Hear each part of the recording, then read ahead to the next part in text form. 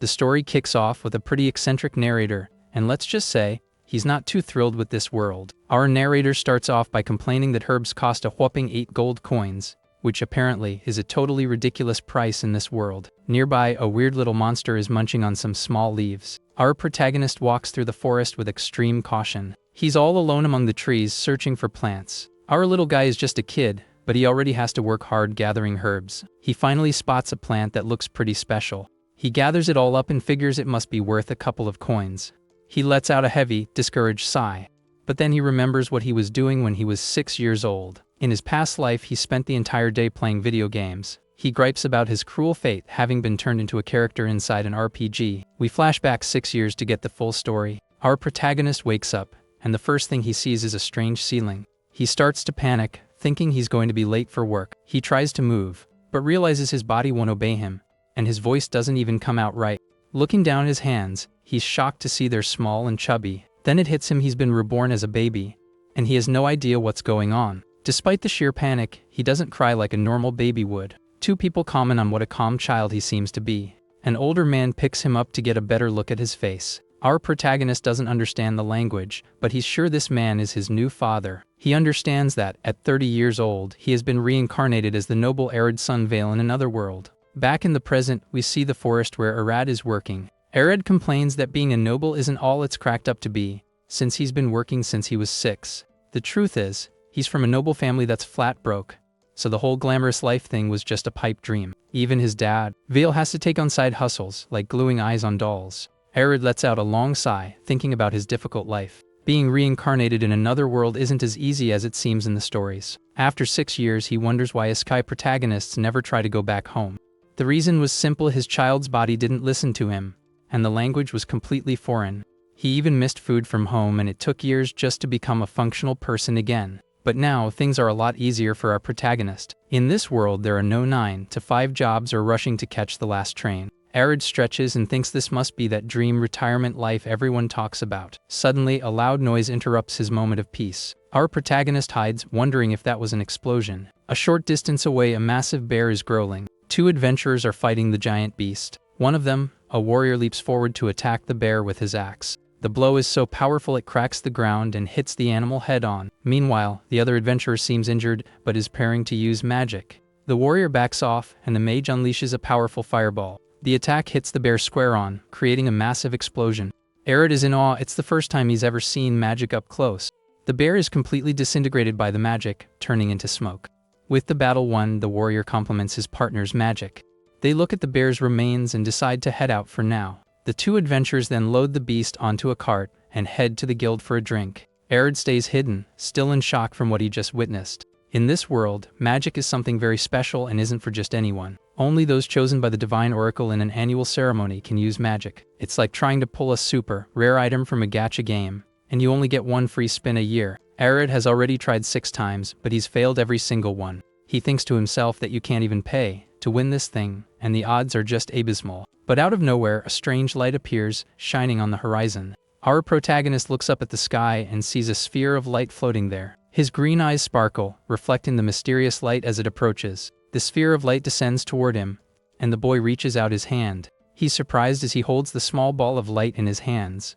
Arad is confused because the ball of light vanished the moment he touched it. He's still thinking about how beautiful the light was as night falls over the city. Arriving home, our protagonist announces that he's back from work. His mother greets him worriedly, asking if he's tired or hurt. He says he's fine and proudly shows her the 4 coins he earned today. Just then, they both look toward the door as they hear a noise coming from it. It's his older brother Robin, coming home completely drunk. His mom immediately asks if he's been drinking, and the young man says he ran into a friend.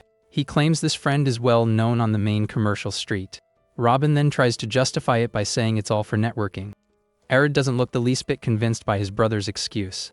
The older brother announces that he's already had dinner and doesn't need any food. After that, he stumbles off to his room holding his head. Watching that pathetic display, our protagonist lets out a long sigh. His mother scolds Arad and defends Robin, saying he's the heir. Arad hugs his mother, smiling, and says he understands the importance of it. He knows that continuing the family line is crucial, even for poor nobles. And because they're poor, all the family's support is focused on the eldest son. Our protagonist accepts this as the natural order and has no plans to rebel. But he also doesn't want to just sit around doing nothing, waiting for time to pass. He's determined to leave home on his own, because in this world, hard work pays off. With this goal in mind, he continued his routine of going to and from the forest every day. The boy would sell the herbs he collected to save up money, little by little. Sometimes, deep in the woods, he'd hide to observe things. He'd watch guild hunters using magic to fight dangerous monsters. And in the places where mages fought, that strange glow was always left behind. Our protagonist calls this glow mana residue. He's fascinated by the way the sphere glows without being a light source itself. The boy observes the small light with deep curiosity in his eyes. And just like before, when he tries to touch the mysterious glow, it simply vanishes. A few months pass and our protagonist is left speechless by what he sees. He shouts in amazement at the size of the main family house, and his mother scolds him. His mother tells him to behave, because they are at the main family's estate. Once inside, our protagonist's jaw drops at all the luxury. There was even a huge table loaded with fancy food he'd never seen in his life. Arya doesn't waste any time and immediately grabs a chicken leg to satisfy his hunger. He thinks about how delicious and well seasoned the meat is, unlike at his house. But his brother Robin scolds him, complaining that at home all they eat is tasteless stuff. The older brother then roughly wipes Arad's mouth and tells him to eat properly. At that moment, their father appears and tells them both to follow him now. The father bows with his sons and says it's an honor to be present. Seated on the throne, the head of the family sips from his goblet and asks about them. Arya instantly realizes that this old man is the most important person in the family. The father sincerely thanks him for being invited to the party once again. Soon after, he introduces his eldest son Robin to the family head. Robin gets all nervous and introduces himself to the patriarch, stammering. Our protagonist finds the way his older brother is talking completely ridiculous. The patriarch tells Robin to keep working hard so as not to bring shame upon the family. The father is proud and congratulates Robin, but Arya notices he wasn't introduced. They hug happily, and our protagonist doesn't understand their joy over such an obvious compliment. He reflects on how the family gives all its attention only to the eldest son. Seated on his throne, the family head observes everyone with a serious expression. The old man's presence is so powerful that he seems to crush anyone with just a look.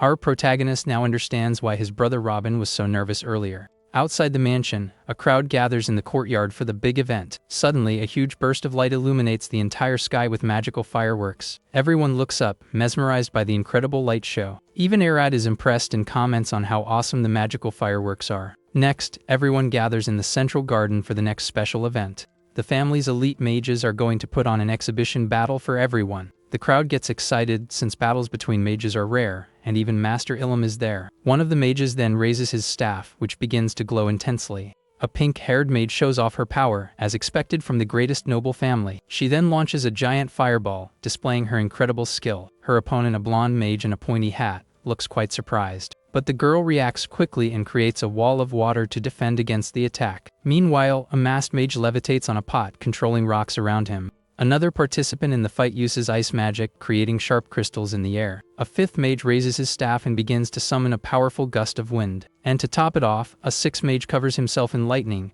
showing off his electric magic. The crowd goes wild over the spectacular battle, filled with lights and magic. Robin notices Arya isn't watching the fight and asks where he's looking.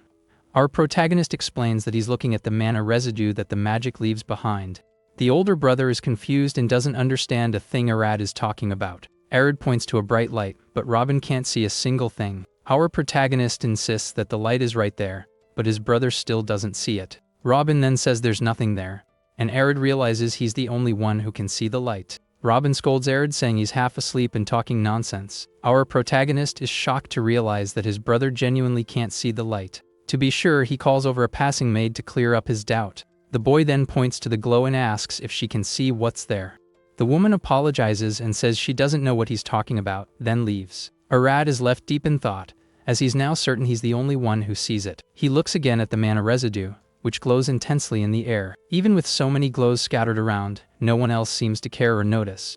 Then it hits him, and he wonders if he's the only one capable of seeing these lights. Suddenly, the crowd starts whispering, and our protagonist gets curious. A little red-haired girl appears, and everyone recognizes her as the young lady from the Lewis family. An old man who seems to be her grandfather asks the girl Arya to show everyone. All the mages and guests at the party watch the little girl attentively. Even the head of the family and another noble observe the scene with interest. Our protagonist also turns to see what the girl is going to do. The little girl, Arya, concentrates with her eyes closed, preparing her magic. She then launches a giant fireball, showing off her incredible magical power. After the spell, the girl gives a cute curtsy to the entire audience. Our protagonist's jaw drops. He thinks that was simply incredible. All the nobles and the patriarch applaud the little girl's display of power. Arya thinks about how people with such incredible luck really exist in this new world. The girl's grandfather congratulates her while the crowd continues to applaud. He thinks it's unfair for someone to be born a noble and also have the power to use magic.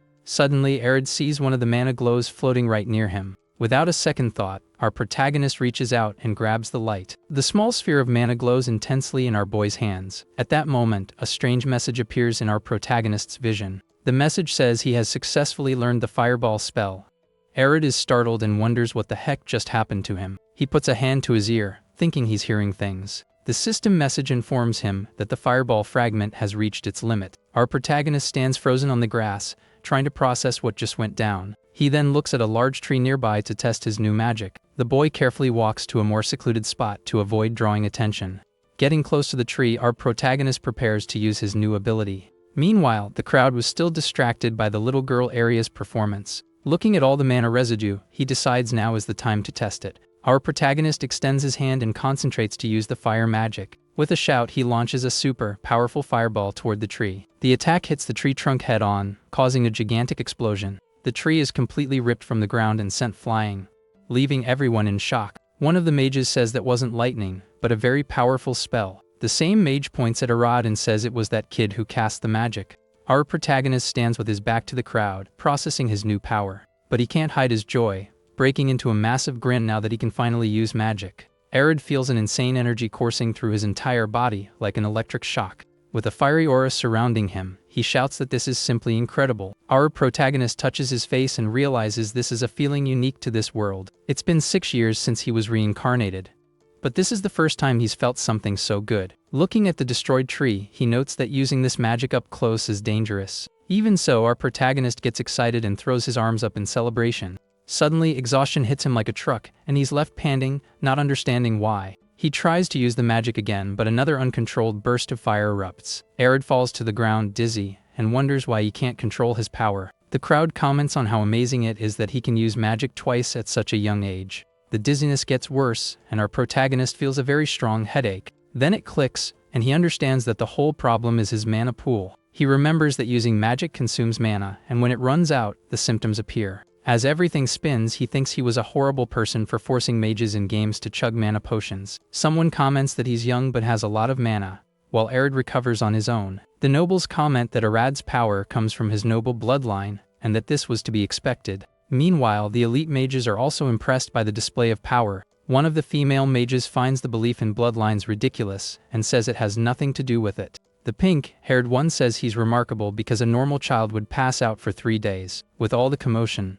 the crowd continues to applaud and praise our protagonist. Arya gets all flustered and happy, as he's never received so many compliments in his life. Suddenly, a voice surprises him, asking if he can use magic too. It was the little red-haired girl from before, who approaches him with a smile. The girl introduces herself as Arya Grace Lewis and then asks for his name. Arya nervously replies that he's Arya's son Vale, and she's happy to have found someone like her. She then extends her hand and asks our protagonist to be her friend, and he accepts. The two shake hands, sealing their new and unexpected friendship right there. Our boy thinks that this is the first time he's ever held a girl's hand. Suddenly, Arya's hair blows in the wind and unexpectedly whips across Arya's face. With a determined look, the little girl thinks that she won't lose to her new rival. Our protagonist is confused by the girl's declaration of rivalry. At that moment, the head of the family calls him over and asks if he's Veal's son. Arya gets nervous and replies yes while recognizing Count Barton. The old man then questions why he didn't reveal he could use magic before. Our protagonist thinks about his answer but ends up saying it was because he didn't ask. Count Barton stares at the boy with a serious, unfriendly expression. With that, Arya regrets his words and thinks he should have learned noble etiquette. But the Count cracks a smile and says the boy is very interesting. He praises Arya for not being afraid to look him in the eye, and our protagonist thanks him. Soon after, the old man calls for the boy's father, who is cowering on the floor. The Count doesn't see the man behind him, and Arya has to point out his father. He compliments the boy's father for having a son who knows how to behave around nobles. Our protagonist thinks that's easy because on the inside, he's a 30-year-old man. The Count says his goodbyes and mentions he'll be in touch with them soon. Arya looks back and says she'll see a rat again with a smile. As they leave, our protagonist watches everything in silence. The surrounding crowd comments that he managed to catch the Count's attention. Suddenly, his father Lion appears and congratulates Arid, saying he was incredible. Our protagonist is confused, not understanding his father's over-the-top reaction. He then remembers he's a noble and had forgotten about it because he was so poor. But in the middle of the crowd, his brother Robin doesn't look happy about the situation at all. The older brother glares at him with an expression of pure anger and envy. A few days later, our protagonist is back to his routine in the forest. He finds a very large mushroom and thinks it looks delicious. With his basket on his back, he continues his search for more herbs and plants. Suddenly, he spots a rabbit that's on guard but doesn't run from him. Arid figures the little creature let its guard down because he's just a kid. The little bunny stays put, as it's not used to humans in this area. With a plan in mind, he creates a small, weak fireball in his hand. He carefully throws the magic to miss on purpose, just to scare the animal. The fireball hits the ground, and the rabbit is sent flying by the explosion. The little bunny doesn't make it, and our protagonist approaches to collect his prize. With the creature in hand, he celebrates, happy to have caught his first game. He thinks that now, with magic, he can hunt and not just gather herbs. But suddenly, he notices a strange glow on the animal's body. Our protagonist touches the light and is surprised by what happens next. The glow doesn't disappear, and he wonders if it's because it's his own magic. With the rabbit in his bag, he decides he needs to find other mana fragments. He then looks to the sky, determined to find more power throughout the forest. Our boy runs through the trees, searching for more magical glows. He finally finds a different kind of mana fragment, glowing in the dark. Arid notices the ground is sunken, but there are no burn marks. He concludes it must be wind magic and approaches very carefully. Full of hope, our protagonist reaches out his hand and touches the sphere of light. He then lets out a sigh of relief, drenched in sweat for having succeeded again. He thinks relieved that luckily he can still learn new spells. Back in the city, our protagonist walks through the bustling market. With a bundle of firewood on his back, he walks happily, humming a tune. He stops at a stall and greets the vendor, who replies to the boy. Then our protagonist shows him the rabbit and asks if the man wants to buy it. The butcher looks at the animal and asks if Arid caught it by himself. Examining the catch, he finds it strange that there are no marks and asks how he did it. With a little smile, our protagonist prepares to tell him the whole truth. The vendor shouts in surprise upon discovering the boy used magic to hunt. Arid gets shy and says he only knows the basics, but he's praised nonetheless. The man says he's lucky, because in 40 years he's never been chosen. The vendor then asks if he can bring rabbits frequently. With a confident smile, Arid says he can, and the man gets excited. He then pays for the rabbit and promises a better price next time. Our protagonist says goodbye happily while the vendor waves back. Holding the coins, our protagonist is shocked to see he earned a full day's wages with just one rabbit. With this, he realizes his income has increased dramatically, all thanks to the magic he recently learned. Arid smiles and realizes that magic is the key to a better life. Holding the coins, our protagonist is shocked at how much he got for a single rabbit. He realizes that the more magic he uses, the easier his life will be in this world. He then decides that his priority now is to find more mana fragments. Arid believes that in a city this big, there must be plenty of magic residue. And so, our boy starts wandering the city streets looking for magical glows. However, to his surprise, he doesn't find a single fragment, even after searching for a long time. Sitting on a wall, he gets frustrated and wonders why he can't find anything. Suddenly, a voice shouts for someone to stop, catching our protagonist's attention. Nearby, a man is arguing with a florist who is rejecting his invitation to go out. The man won't take no for an answer and grabs the girl's wrist tightly. The young woman is clearly scared by the aggressive man who is intimidating her. Seeing the scene, Arid gets angry and thinks that bad people exist everywhere. He wants to help but knows that attacking the man directly with magic would be dangerous. Even so, our protagonist gets a determined look, ready to handle the situation. With a plan in mind, he decides to cast his wind magic. But before he can act, a much stronger gust of wind sends the aggressor flying. A blonde guy appears out of nowhere and tells the man to stop being so pathetic in the street. Lying on the ground, the aggressor is furious and asks who the heck that kid is. He gets up, ready to fight.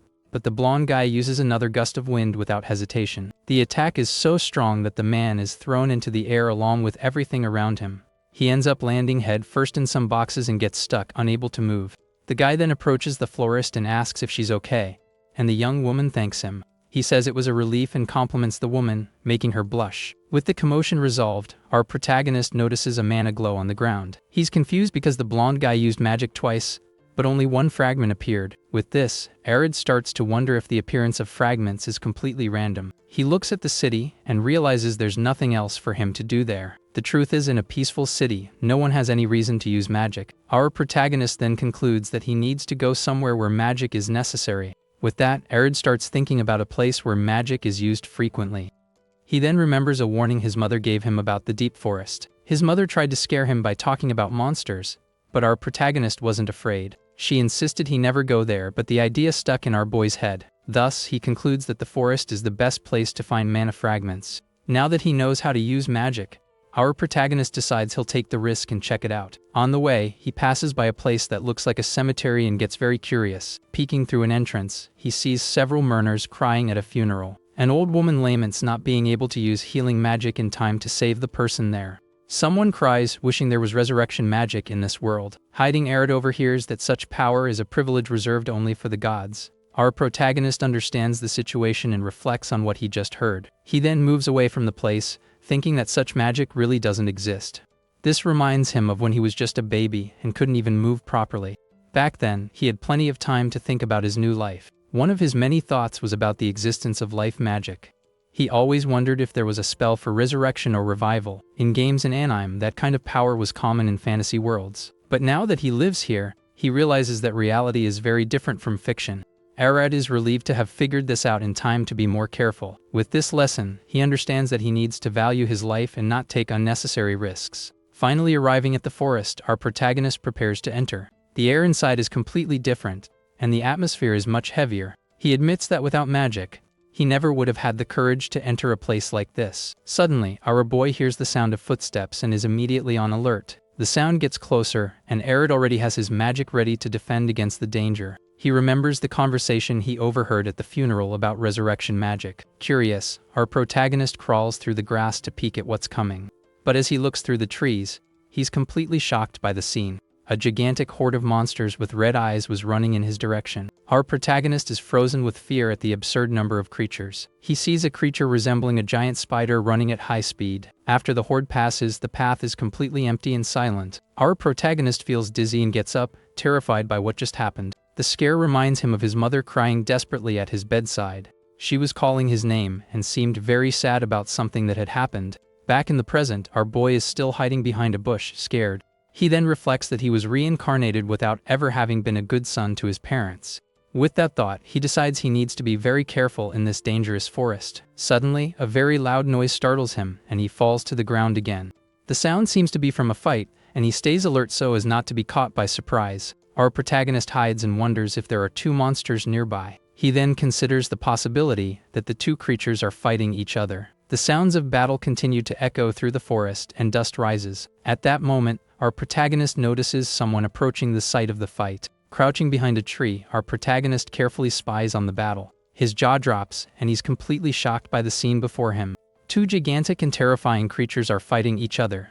The black monster lands a powerful punch on the brown creature, which goes flying backward. With the impact, the brown creature is thrown far away with no chance to react. The black beast then opens its enormous mouth and lets out a terrifying roar. Our protagonist finds the scene incredible, like a super realistic monster movie. The battle continues and the two creatures exchange increasingly violent blows. Suddenly, the black monster begins to glow with a strong orange energy. The energy then explodes in a super powerful and bright electrical discharge. Arya is shocked, instantly realizing that it's a magic attack. The brown monster is hit head-on by the attack and falls to the ground, paralyzed. With victory assured, the black creature lets out a very loud and intimidating roar. The brown beast tries to flee but is thrown away once more by its opponent. The winner advances on the fallen monster to finally end the fight. He lets out a sigh of relief for having survived the scare he just went through. Our protagonist looks at the battlefield and sees a mana glow on the horizon. Very carefully, he approaches the spot to grab the magic fragment. Arriving there, he extends his hand and successfully grabs the sphere of light. Our protagonist is overjoyed and proud to have obtained the new magic. Despite the danger, he thinks it was worth it because now he knows there's magic in the forest. With that, he considers it a huge harvest and is very satisfied. But he realizes it's already getting dark and decides it's better not to push his luck. Our protagonist then decides it's enough risk, taking for one day. He continues on his way back but passes through a very dark and eerie swamp. Suddenly, our boy stops and stares intently at something that caught his attention. He sees a mysterious glow in the middle of the swamp and wonders what it could be. The light seems to be coming from behind some tall plants, and our protagonist gets curious. the glow gets brighter, and he realizes it's another floating mana fragment. Our protagonist's jaw drops and he wonders if he's seeing things. Carefully, our protagonist approaches the mysterious glow among the trees. He comes out from his hiding spot and confirms that the mana sphere was indeed right there. But suddenly the light starts to fade and he panics, not wanting to lose it. Without a second thought, our boy reaches out his arm and manages to touch the glow. A bright light blinds him for a second as he absorbs the fragment's power. Then a message shocks him. He has learned the magic ray's dead. Our protagonist hides behind the tree again to process the information. He can't believe he got the magic that everyone said was impossible to exist. With a look of astonishment, Arya wonders if this is all real or just a dream. Elsewhere, an adventurer examines a precious stone he just found. His companions celebrate the find and decide to head to the guild to trade the stone. Suddenly, our protagonist appears, and the group is surprised to see a child there. Arya then asks if any of them are mages, and the man points to the red-haired girl. The boy approaches her with a serious look and says he has something to ask. With a hopeful expression, our protagonist asks if they know about ancient magic. The adventurer is very confused by the question, and doesn't understand what he's talking about. The other adventurers don't know anything either and ask why he wants to know. With that, Arya makes up a story that he heard someone in town bragging about using this magic. The group laughs and says it's just talk, as they've never heard of such a power. Our protagonist apologizes for the strange question, and the mage says it's okay. The adventurer then warns that the forest is dangerous and tells him to go back home. The woman even offers to walk him back, but our protagonist says he knows the way. As he walks away, Arya thinks that this group doesn't know anything either. Our protagonist remembers that he's already asked many people, and no one knew the answer. Our protagonist gets frustrated and shouts that he wishes he could just Google it. He walks through the field, thinking about how much he misses the internet for his research. Back in the city, our protagonist continues his search for answers about the magic. He reflects that in this world, information is a very expensive and hard to get commodity. With a stick, he writes the name of the magic he just learned in the dirt, not understanding it. Discouraged, he erases what he wrote and concludes that this magic must not exist. Suddenly, a voice calls him, and his brother Robin appears in front of him again. Our protagonist immediately notices that his older brother is drunk again. Robin is completely confused by the boy's reaction and doesn't understand what he meant. The older brother then asks if Arya is looking for ancient magic again. He tells our protagonist to stop with these fantasies because it doesn't exist. Robin then suggests he should try harder to be like his older brother. He then brags, saying he's best friends with a famous guy named Kevin. Just then, Kevin himself appears and greets our protagonist by name. But to Arya's surprise, the little girl Arya was also there with them. The little girl Arya says with a smile that she has something to show our protagonist.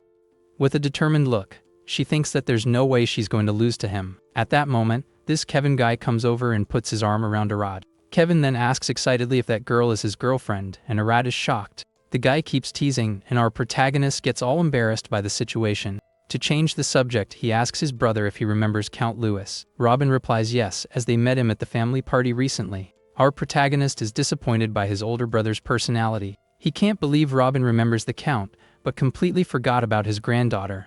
Even so, our protagonist ends up feeling a little sorry for his brother. Looking at Arya, he notices that the girl didn't even care about the situation. Our protagonist thinks that at least she wasn't offended by his brother. Suddenly, a very fancy carriage approaches them at high speed. A man in a suit rushes out of the carriage and heads toward the group. He then scolds Arya, saying he had already told her not to go out alone. The little girl Arya says it's fine because she's a mage, but the man reprimands her. The servant gets desperate, as he wouldn't know what to say if something happened to her. With that, the girl complains that her servant, Craig, is very annoying and over-dramatic. Then Robin sees the unicorn crest on the carriage and remembers Count Louis. It finally dawns on him that the girl is the Count's granddaughter. All embarrassed, Robin introduces himself, and our protagonist finds the scene pathetic. The little girl then recognizes him as Arya's brother, and says it's a pleasure to meet him. The servant asks if she's done talking, and the two say their goodbyes. Our protagonist then remembers she wanted to show him something, and the girl confirms it. With a smile, she says she came all this way just to show him one thing. The little girl then concentrates and creates a small fireball in her hands. With a serious expression, she prepares to show off her new magical ability. After that, she launches the attack and hits her poor servant's hat square on. The girl asks what he thought, and our protagonist is shocked by the scene. With a smug smile, she says he didn't realize what she really did. The little girl explains that magic isn't just about power, and our protagonist is surprised. She says the most important thing is knowing how to control mana, and Arya finally understands. Our protagonist thinks it requires more concentration but doesn't see a huge difference. With a keen eye, he analyzes the red-haired girl's display of power.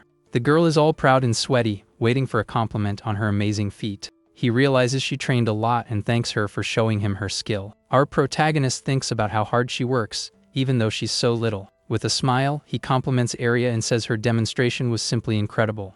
The little girl is surprised and a bit flustered by the boy's sincere compliment. Even so, she can't hide her happiness, and our protagonist notices it right away. Suddenly, he looks around and wonders where his brother Robin went. Then Arya offers to teach him, since they both use fire magic. Our protagonist happily accepts and thinks this reminds him of his past life. But suddenly, the little girl calls his name with a shocked expression on her face. It was his brother Robin, who had returned with a serious-looking blue-haired guy. Robin proudly introduces his friend Kevin, saying he's super famous on the commercial street. Our protagonist notices that the blue-haired guy doesn't seem happy with the introduction at all. He then notes that his brother is all tense and wonders why he's so nervous. Arya realizes right away that Robin is trying to show off for the little girl Arya. With that, the mood becomes super awkward, and our protagonist doesn't know how to react to this situation. Suddenly another, even more luxurious carriage arrives and stops right in front of them all. The group falls silent, watching the arrival of the new, mysterious visitor. A masked maid gets out and places a stool for someone important to exit.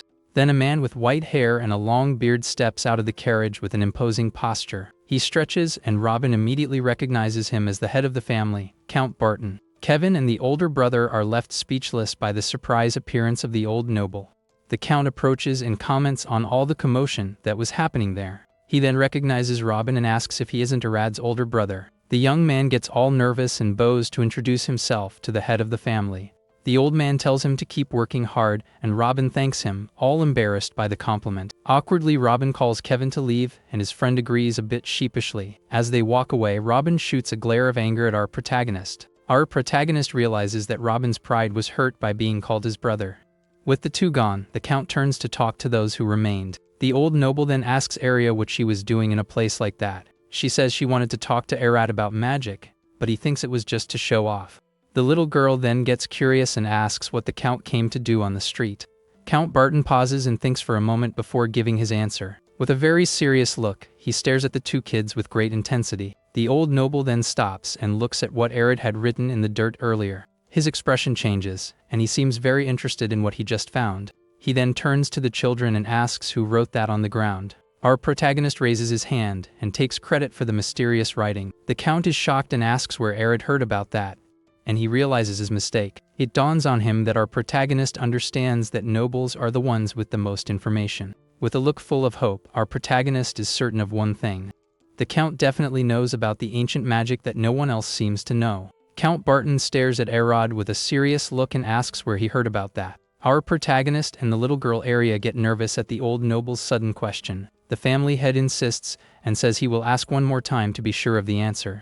He then points to the ground and questions where our protagonist heard about ancient magic. Arad thinks fast, knowing he needs to answer to get more valuable information. He understands that any old lie won't work on a man as imposing as the Count. The old man's pressure is so great that our protagonist feels he can't even lie. For now, he decides to hide the truth about the mana residue that only he can see. Awkwardly, he says he heard a voice when he first learned to use magic. The old noble and Arya understand, saying that's the voice of the gods that everyone hears.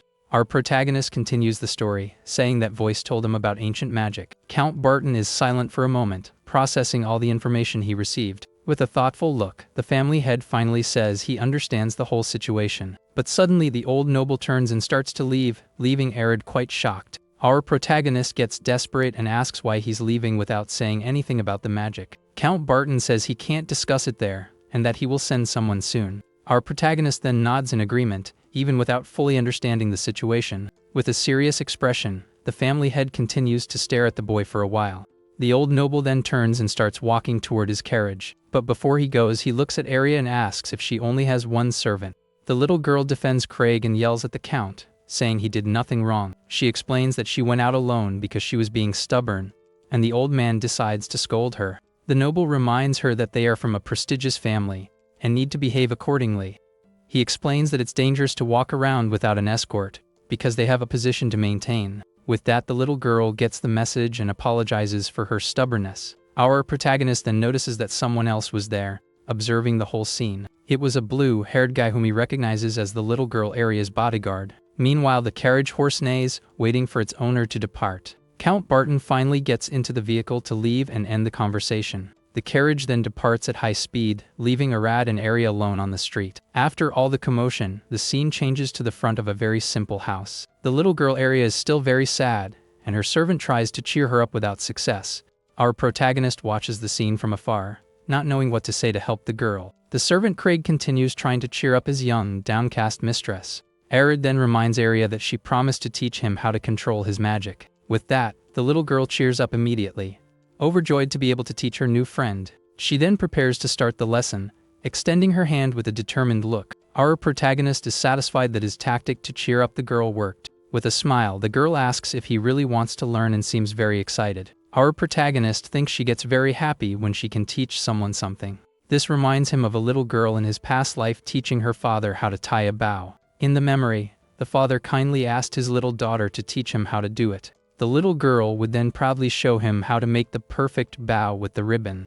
The father would praise his daughter, and they would both be happy with that special moment together. He remembers a girl who also wanted to teach him but asked to be called Sensei. Our protagonist wonders if his friend from his past life felt that way, learning from his daughter. Arya then begins the lesson and asks our protagonist to imagine a glass cup. The girl explains that the amount of water that comes out of the cup depends on how much you tilt it. She then tells him to think of the water as his mana, and to control how much is released from his body. From a distance, the servant Craig watches the lesson and seems to understand the little girl's explanation well. Arad finds the method familiar, as it's just like the training he saw in the manga he used to read. Then the little girl Arya prepares to demonstrate mana control using her magic. But in the middle of the demonstration, she loses control and accidentally unleashes a giant explosion. After the attack, the little girl is left panting and tired from using so much mana. Our protagonist asks if she's okay, and the girl says it was nothing. Then the girl says it's his turn to try, and the servant continues to watch everything from afar. Arad knows he can do this easily but decides to pretend it's hard so as not to hurt her feelings. He begins to gather his mana, preparing to use fire magic as the girl asked. Our protagonist concentrates on making a much weaker and clumsier spell than hers. In the end, he creates a tiny little fireball, showing his perfect mana control. But the fireball explodes out of nowhere, and the two of them jump in surprise. Our protagonist feels dizzy and wonders what the heck just happened. He then wonders if the magic exploded because he made it too small. The little girl Arya comforts him, telling him not to be sad because no one gets it right on the first try. Our protagonist finally understands that controlling magic tires him out much faster. It's as if he's forcing a break on his mana circuit to use the magic. He understands that the smaller the fireball, the more mana and stamina it consumes. With that, he decides to think about this hypothesis later while hunting in the forest. Suddenly, the servant Craig shouts for Arya to run, but he's attacked by something very fast. The poor servant falls to the ground, completely unconscious after taking the mysterious blow. Our protagonist and the little girl are shocked and desperately scream the servant's name. The little girl then turns angrily and asks what the heck they are doing there. Two weird guys appear, and one of them confirms that Arad is the target they were looking for. Without a second thought, the little girl Arya launches a fireball to protect her friend, but the magic vanishes in mid-air before hitting the villains, and the two are left confused. Arya panics as her magic won't come out, and our protagonist understands her mana is gone. He realizes she only used magic twice, but even so, she ran out of energy. Suddenly, they see the villains, and our protagonist understands they are also mages. One of the weird guys then begins to summon a very powerful ice magic. With that, Arad pushes the little girl aside, saving her from the imminent attack. The villains watch from afar, and one of them orders the other not to let the two escape. Our protagonist then turns with a serious look and prepares for a fight. The enemies get ready to attack with their ice and dark magic without hesitation. He then runs with the girl in his arms, dodging the villains' ice attacks. Even out of breath, he keeps running to protect his friend from the imminent danger. With nowhere to hide, the little girl points in a direction and tells him to go that way. With that, the two run and hide among some nearby trees. One of the guys tells the other to take it easy, as it would be a problem if they were knocked out for good. The ice attacks continue to bombard their hiding spot without stopping. Hidden, our protagonist signals for the little girl to be quiet with a "sha" gesture. After the attack, dust rises and the forest is completely destroyed by the ice. The villains stop, and one of them wonders if the kids survived the attack. Suddenly, a strange energy begins to gather in the middle of the battlefield. Out of nowhere, a giant ice pillar shoots out of the ground, almost hitting the two villains. They scream in surprise and wonder what the heck that enormous ice pillar is. The dust begins to settle, revealing a mysterious silhouette in the middle of the smoke. The little girl Arya is left speechless, completely shocked by what she sees. She then looks at Arad, who is standing with his back to her, an aura of power surrounding him. Our protagonist unleashes all his power with several fireballs floating around him. With a serious expression, our protagonist prepares for the real fight. His eyes glow intensely as he faces the enemies without fear. Suddenly, a desperate scream from the little girl Arya echoes throughout the forest. Our protagonist holds her tightly, dodging the enemy's ice attacks. One of the villains then says her screams just gave away their location. With that, the ice mage launches another volley of spikes in their direction. Arad throws himself in front of the girl to protect her from the attack with his own body. He then covers her mouth and signals for the girl to stay silent. The three cloaked enemies continue to attack relentlessly with their magic. One of them complains that his partner gets too carried away and is overdoing it with the power. The two hide as the forest is completely destroyed by the ice. Our protagonist thinks the situation is really bad and that they'll be caught soon. A huge cloud of dust and smoke rises in the middle of the battlefield. The masked villain asks if they've been taken out and tells them to go capture them. The three then walk slowly toward the hiding spot to finish things. Hiding behind a tree, Arad is terrified and wonders what he should do. He reflects that he's never hurt anyone and is scared of having to fight. Hiding behind the tree, our protagonist and the little girl Arya protect themselves from the ice attacks. Suddenly, Arad notices several strange glows scattered across the battlefield. With a keen eye, he's shocked to see that they are the enemy's mana residue. Without a second thought, our protagonist gets up and runs toward the lights. The little girl Arya is left behind, completely confused by the boy's actions. He then extends his hand and manages to grab one of the ice mana fragments. With that, a system message informs him that he has learned the Ice Blade spell. A powerful bluish aura envelopes Arad's body as he absorbs the magic. Our protagonist then thinks that this is his only chance to turn the tables. He prepares to use the new ice ability he just learned. With a shout, our protagonist launches a super powerful wave of ice. The attack creates a giant ice pillar, and the villains are shocked by the scene. They then recognize the magic and wonder how the boy can use it. One of the villains shouts in confusion, as he thought Arad only used fire magic. After the attack, our protagonist lets out a relieved sigh at the result. Our protagonist shouts to Arya that they need to get out of there as fast as possible. With that, he grabs the girl's hand, and the two start running desperately through the forest. Arad then says he knows the forest and can easily lose the villains. But the little girl Arya is confused and asks why they're running from the guys. She then says they should finish off those villains instead of running away like this. Our protagonist replies that he can't let her get hurt, and the girl is touched. Suddenly, the girl grabs him by the arm and yells for our protagonist to stop running. One of the villains shouts angrily and promises he'll catch the two little pests no matter what. The enemies get closer, and the little girl screams in fear of the relentless pursuit. Our protagonist complains that it's really hard to run in the forest with his child's body. The little girl gets exhausted and tells Arad she can't run anymore at all. At that moment, our protagonist notices something and gets an idea to escape. He then points in a direction and pulls the girl onto a new path in the forest. With that, the two continue their desperate escape along a different path through the trees. They pass over a log, and our protagonist complains that the situation is really annoying. One of the villains says to let them run, as they'll soon get tired and be easy to catch. With that, the little girl Arya gets worried and calls Arad's name, fear in her voice. But our protagonist smiles and tells her not to worry, that everything will be okay. And so, the two continue running through the clearing to shake off the enemies following them. Our boy then spots some very large tree roots and has a brilliant idea. He points to the spot and tells the girl they can hide there. The two crouch behind the roots, but the little girl seems very confused by the plan. She asks why they aren't continuing to run, and Arad tells her to be quiet. With a signal, he asks the little girl to stay quiet, and she obeys immediately. At that moment, the enemies arrive at the location and start looking for the two. One of them shouts, asking where they hid, and the two tremble with fear. The masked guy says they must be nearby and tells the others to search. Hiding, the girl Arya clasps her hands nervously in the dangerous situation. Seeing her fear, our protagonist takes her hand to try and calm her down. With a smile, he looks her in the eyes to tell her everything will be alright in the end. Suddenly, a super loud roar startles the masked villain, who is left confused. The guy in the red cloak wonders what that is, and a giant shadow covers him. A huge monster appears, and the villain understands they're in its territory. The group is terrified of the monster, and the leader orders everyone to retreat for now. As they flee, one of them sees Arad and Arya but decides to ignore them to escape.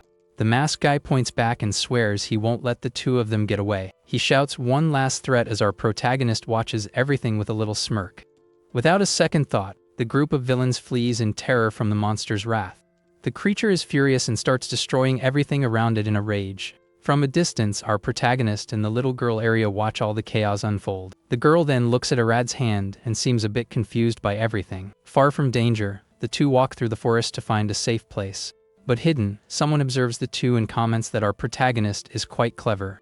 He explains that the boy pretended to flee to lure the villains into the monster's nest. His partner agrees and says that not even a rookie adventurer could come up with a plan like that. One of the mysterious observers in a hat starts talking about what he just saw. He comments that thanks to Arad's plan, they didn't even need to intervene. His partner says to forget about the villains, as the monster will take care of them anyway. But the guy in the hat gets worried and asks if that's the right decision to make. His friend doesn't understand and questions what the problem is with leaving the bandits behind.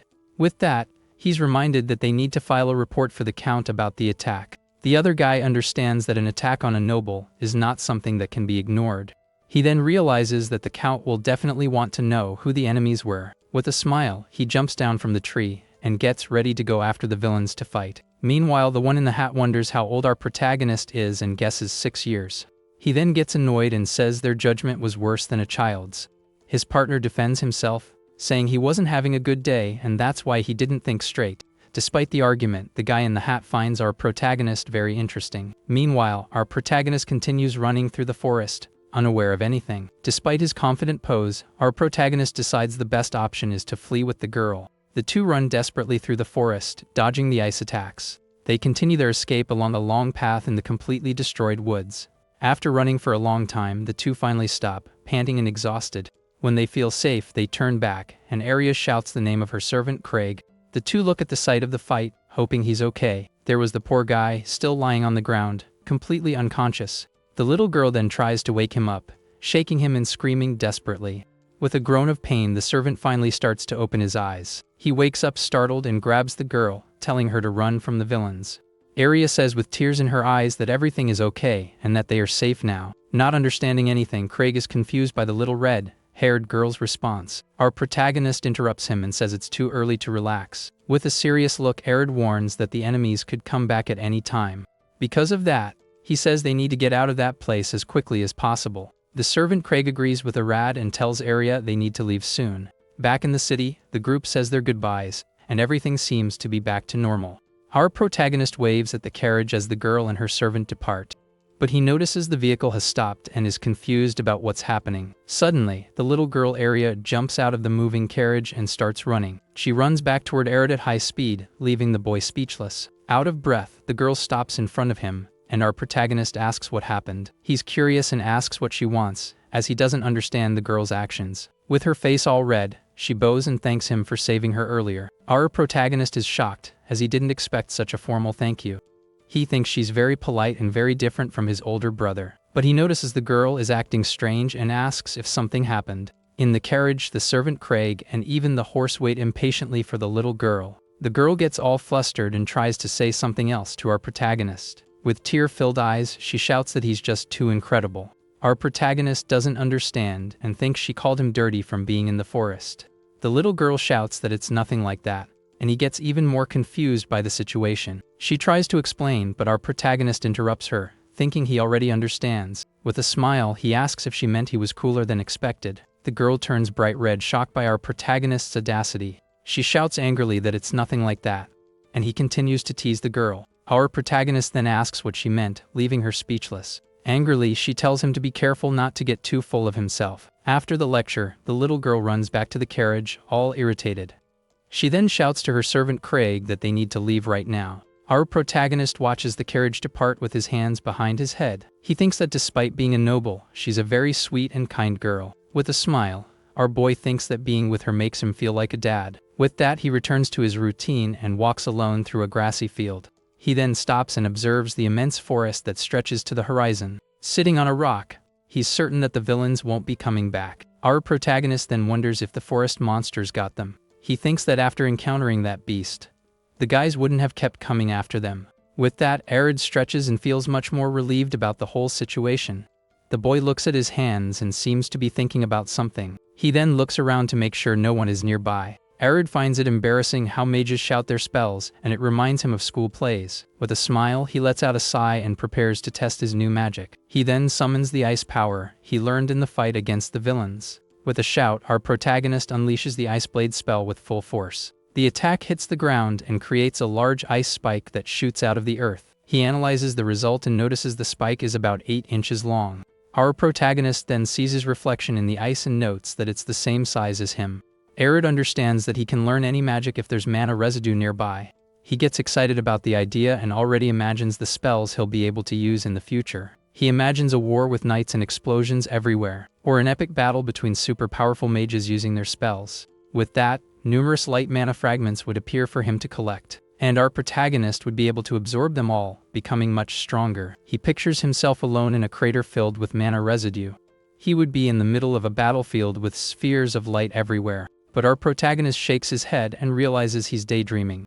He understands that if he thinks of this world as a game, he's going to have a very bad time. With that, Arya decides he needs to value his life and not take unnecessary risks. And even if he learns resurrection magic, he couldn't use it on himself. This reminds him of when he played video games and the team's healer would get knocked out. Our protagonist thinks that's the biggest difference between healing and resurrection. He looks at the ice spike he created and focuses on what he can do now. Then he stretches and decides to go back to basics without thinking about rare spells. With a smile, he prepares to test the ice magic he learned in the fight. He thinks that ice is solid, so maybe he can change its shape, unlike fire. With that, our protagonist focuses on making the ice thinner and longer. After much effort, he finally manages to create an ice sword. He understands that with practice, he'll be able to do this much faster in the future. But suddenly, our protagonist is surprised and seems to have had an idea. A strange sensation passes through his mind, and he doesn't understand what it was. With the sword in hand, he stands up to test his new crazy theory. He tries to remember the sensation from before to replicate the creation process. With his hands together, he begins to gather his mana for the ice spell. Suddenly it clicks, and he finally understands what was missing. With a smile, he celebrates having done it again much faster. He remembers when Arya made the fireball and notices the similarity. Our protagonist then realizes that the secret to it all is the mana adjustment time. With his new theory in mind, he prepares for another special test. He then tries to create an ice blade directly from his arm, but it doesn't work. With focused eyes, he concentrates to try his new crazy theory. Then our protagonist shouts the name of the spell and casts his ice magic. He's a bit confused because the spell didn't activate as he expected. Suddenly, a voice surprises him and catches our protagonist's attention. It was the two guys who were watching him in the forest, and they call him over. One of them starts talking about a lizard monster, and Arya is confused. At that moment, the ice magic he cast earlier activates and explodes out of nowhere. The two adventurers are completely shocked by the sudden explosion. The magic creates an ice star that stops right in front of the two guys. Our protagonist breaks into a huge grin because his plan worked perfectly. The two approach and ask if it was the boy who did that magic trick. Arya gets all flustered and doesn't know what to say to the two adventurers. They are impressed and say he knows how to use delayed casting. The two are impressed and say he knows how to use delayed casting. The adventurer asks who taught him, and Arya gets all flustered, not knowing what to say. Our protagonist panics, caught, and wonders if he should make up an excuse.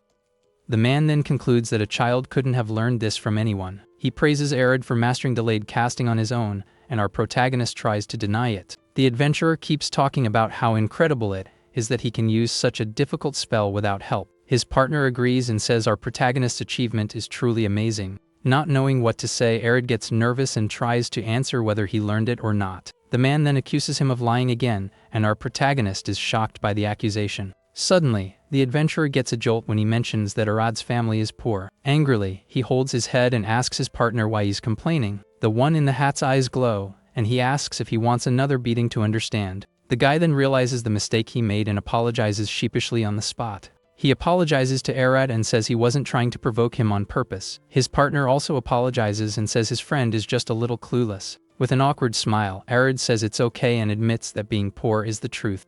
The adventurer then says he'll teach him something good to apologize, and the boy is confused. The man steps back and creates a green magic disc that floats in the air in front of him. After that, he comes back and tells our protagonist to try touching something that's there. Arya then points to thin air and asks if he's supposed to touch right there. Even without understanding anything, our protagonist reaches out to touch the indicated spot. Upon touching it, he gets a shock and a wave of energy passes through his entire body. The adventurer laughs and asks if he liked it, and our protagonist is shocked by the sensation. His partner then scolds him, telling him not to show off and to teach properly. He says he needs to explain it so the boy can understand, and our protagonist agrees. The guy prepares to explain everything, and the one in the hat doesn't seem to trust him much. He then says that Arad's delayed cast activated on its own after a while, but this time the spell didn't activate and just stayed there, and our protagonist confirms it. With that, he explains that the activation condition isn't time but a trigger.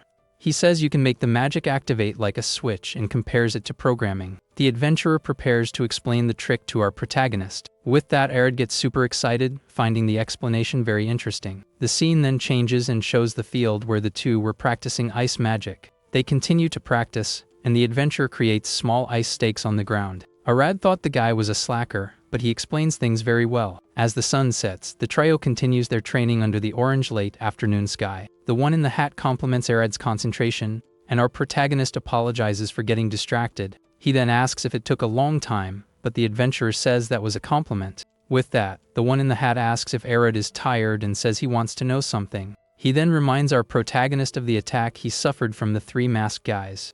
The other adventurer takes the chance and asks if he knows anything about the villains. Our protagonist lies and says he doesn't know anything, and the man seems to believe him. The two adventurers then look at each other with very serious expressions after hearing the boy. He asks why they want to know, and the guy explains he's protecting Arya on the Count's orders. It finally dawns on Arad, and he understands why the two stayed behind to talk to him. The adventurer insists one more time and asks if he can think of anything at all, but our protagonist just shakes his head and denies it again with his eyes closed. With that, the man says it's okay and that they need to leave that place. He then says goodbye, ruffling Arad's hair and saying he'll see him again. The one in the hat scolds his partner and reminds him that our protagonist is also a noble. But the other adventurer says it doesn't matter, because Arad is their friend now anyway. After the farewell, the two finally leave, waving to our boy. Alone, Arad thinks he needs to thank them and decides to go back to practicing his new magic. He then tries to use the new technique he learned, but something goes very wrong. With the mistake, our protagonist loses his balance and ends up falling awkwardly on the ground. Lying on the grass, he complains that this is the hardest magic he's learned so far. Our protagonist gets frustrated because it's hard to practice something he can't even see. He then starts to wonder if there's a better way to train this new skill. With that, he looks at the forest and thinks the place should be safe at this time. Our protagonist then decides that there's no better training than real-world experience. With this decision, our protagonist runs towards the forest for his practical training. The very next morning, Arad walks through the woods in search of his ice traps. As he approaches one of them, he sees that his new technique worked and caught a rabbit. With the creature in hand, our protagonist throws his arms up and celebrates his success. He thinks that with these traps, he can train and hunt at the same time. So he sets another one and concludes that this is the best way to use delayed casting. Our protagonist then becomes curious to see how the other traps fared. Arriving at another spot, he sees that his ice trap is still intact on the ground. With the rabbit on his back, our boy continues his walk through the verdant forest. Along the way, he passes by a giant and very detailed spider web. He then keeps walking and prepares to step on one of his ice spells. With a kick, he tests the durability of the trap, which shatters on impact. Our protagonist understands that the magic lasts for a day and that hunting will become easier. With his prey secured, he ties the rabbit to a stick to take it home. With his catch secured, our protagonist heads back home happily, humming through the forest. After a long walk, he finally arrives back in the town where he lives. Our protagonist then walks through the bustling streets, heading straight for the local market. Arriving there, he goes to the butcher stall to sell the rabbit he caught. The man is very happy with the catch and gives our boy a thumbs up. While the vendor prepares the animal, our protagonist watches everything very attentively. With that, the butcher hands Arad a bag full of coins as payment. Our protagonist is shocked by the money and wonders if he'll get rich this way. With the coins in his hand, he remembers his mother and how hard she works every day. So he decides that since he earned money, maybe he should buy her a gift.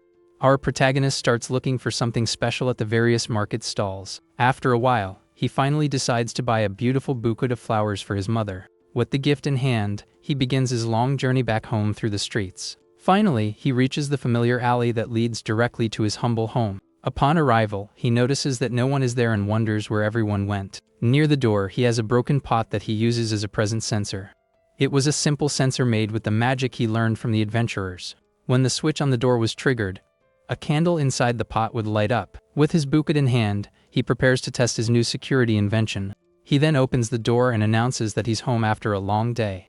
But our protagonist looks at the pot and notices that the candle isn't lit. He then notices that the switch he placed on the door has also disappeared. With that, the boy approaches the pot to get a better look at what happened. He looks at the candle and realizes it's exactly as he left it. Our protagonist is sure he set the sensor, and the magic wouldn't just disappear on its own.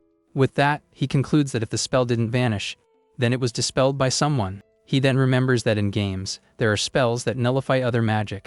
With this idea, our protagonist remembers the villains and the adventurers from before. Suddenly, it clicks, and he realizes that the target of the attack wasn't the little girl Arya. In his shock, the bookwood in his hands falls apart into several pink petals. The next morning, a vase of flowers adorns the family's humble home. Arad's mother asks if Robin is awake yet while he yawns lazily. The older brother immediately complains about the food, asking if it's just rye bread again. On the table, we see only a few slices of dark bread for the family's meal. The mother apologizes and explains that unfortunately, it's all they have for today. Disgusted, Robin grumbles that the bread tastes bad and he can barely eat it. Our protagonist thinks his brother is spoiled for having grown up as an only child for years. Suddenly, the sound of knocking on the door startles our boy, who is sitting quietly at the table. He gets curious and wonders who it could be at such an early hour. The mother then gets up and asks loudly who is knocking at their door.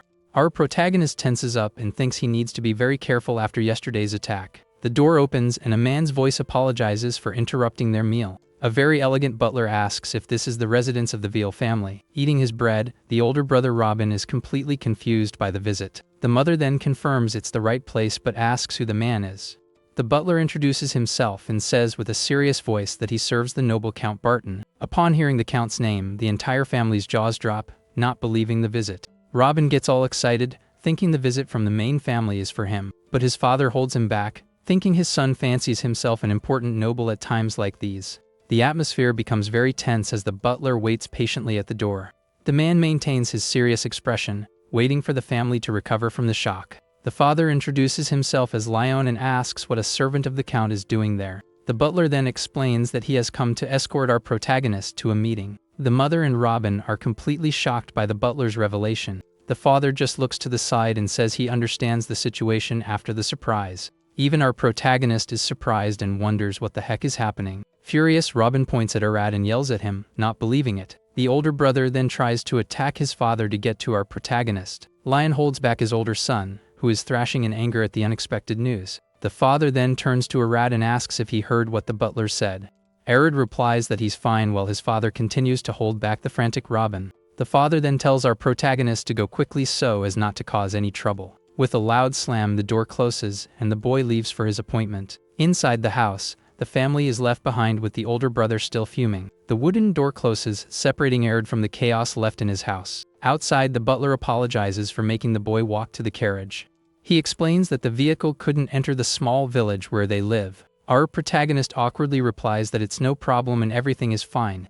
With that, the butler asks our boy to please get into the carriage now. Arad then turns and is speechless at the sight of the super luxurious carriage. The vehicle was huge with golden details and pulled by a white horse. Our protagonist thanks him and starts to climb the steps to enter the vehicle. As he steps in, he feels a super soft and shiny red carpet under his feet. On instinct, our boy sits down and starts taking off his shoes so as not to get it dirty. But the butler informs him that he can keep his shoes on and Arad apologizes, all embarrassed. The luxurious carriage travels down a road surrounded by tall trees. Inside the vehicle, our protagonist looks at the scenery through the window, deep in thought. The butler then strikes up a conversation, commenting on his older brother's reaction. He asks why the boy seems so concerned about the atmosphere in the house. Our protagonist is surprised that the man noticed even where he was looking. He explains that he was afraid his brother would provoke the butler's guards and get in trouble. The man confirms that if Robin had attacked him, things would have gotten ugly for the young man. Our protagonist thinks that there are definitely guards near the carriage.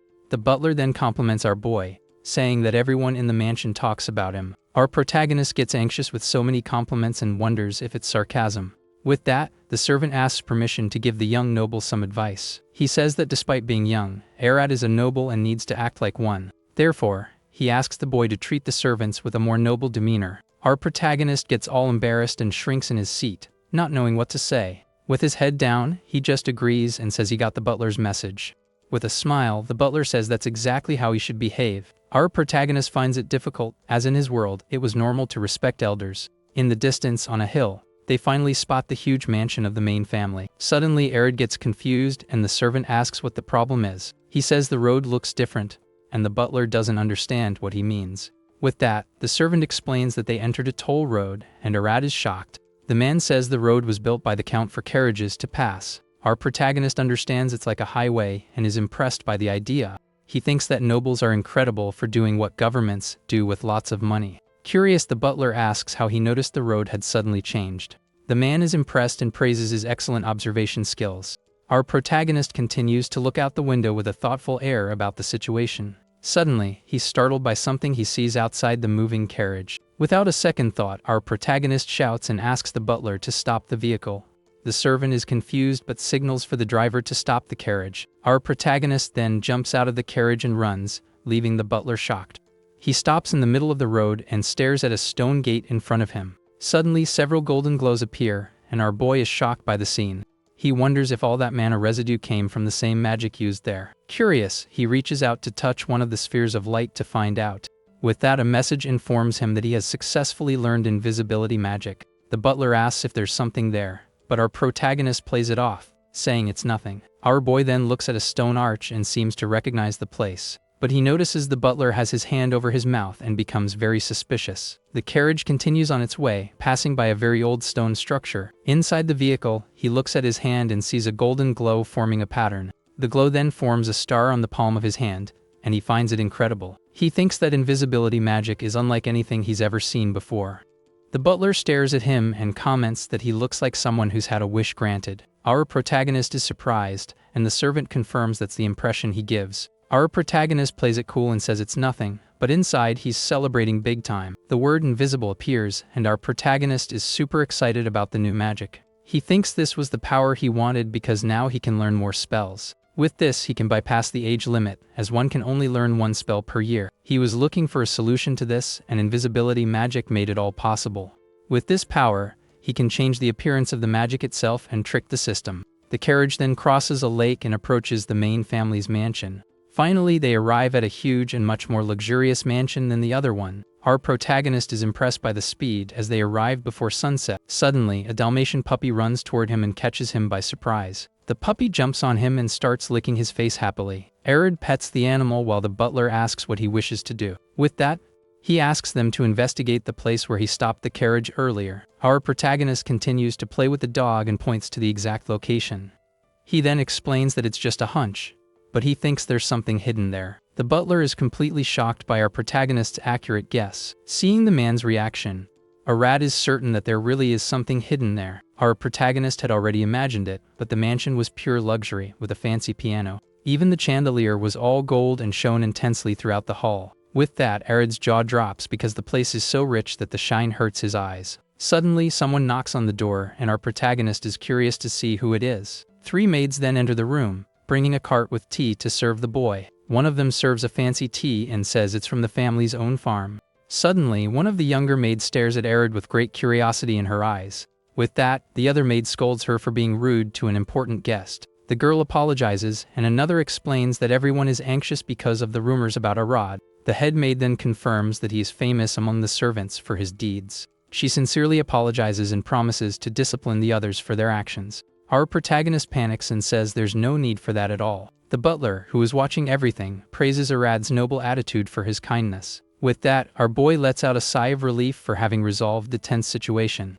He then says they can get to know him, but only if the count allows it, of course. At the boy's response, the maids get super excited and blush at his kindness. Their boss thinks that our protagonist is even more noble than the rumors said. Meanwhile, the teacup steams, waiting to be drunk by our boy. But our protagonist throws himself into the armchair and complains that living like a noble isn't easy. Suddenly, a mysterious voice startles him, commenting on how young he is. Sitting in a chair, a man observes him and says it's good to see youth. With a jump, our protagonist is startled and asks who the heck that guy is. An old man with strange glasses appears and introduces himself as Ilum, a guest of the house. Arya then stands up and introduces himself as Arya's son Vale in a very polite manner. With a smile, the old man says the boy is a very interesting young man. Our protagonist is confused and wonders what the old man found so interesting. With that, Ilum explains that his way of having good manners seems very natural. He continues and says it seems like a habit of years, not something he just learned. The old man then smiles and says that's why our protagonist is so interesting.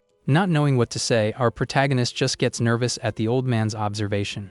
Our protagonist reflects on the reputation Easterners have for being polite and finds it bizarre to hear that in another world. With that, our protagonist asks if Ilum needed something from him. The old man then says he wants to know about the request Arya made to the butler, Joseph. Our protagonist remembers the road, and Ilum questions how he knew there was something hidden there. He then reveals that he can see magic residue, and that he already had the answer ready for that question. The old man is shocked by the revelation, and our protagonist confirms that he can indeed see it. He then thinks that it's best to tell the truth, as lying now would be much riskier. The old man is impressed and says it's been a while since he's seen someone like that, and our protagonist is surprised. With that, the old man asks if Arya can see that and points upward with his finger. With focused eyes, our protagonist tries to understand what the old man is showing him. Our protagonist then points down and asks if it's the glow under their feet. The old man is stunned and says the boy can really see the mana glow. With a smile, our protagonist confirms with a nod that he can see everything. At that moment, a loud noise at the door startles them both, and they look toward the entrance. It was Count Barton, who arrives in the room with a very imposing presence. With the noble's arrival, our protagonist bows respectfully to Count Barton. The family head then turns to Ilum and asks for his impression of the boy. Ilum confirms that the boy sees the residue and even noticed a spell he intentionally messed up. The old man laughs modestly and says it was nothing, while the Count listens attentively. With that, Ilum says goodbye to Arya and says they'll talk again some other time. Our protagonist is super excited by the idea and replies with a very enthusiastic quies. The old man then leaves the room, leaving our protagonist alone with the powerful Count Barton.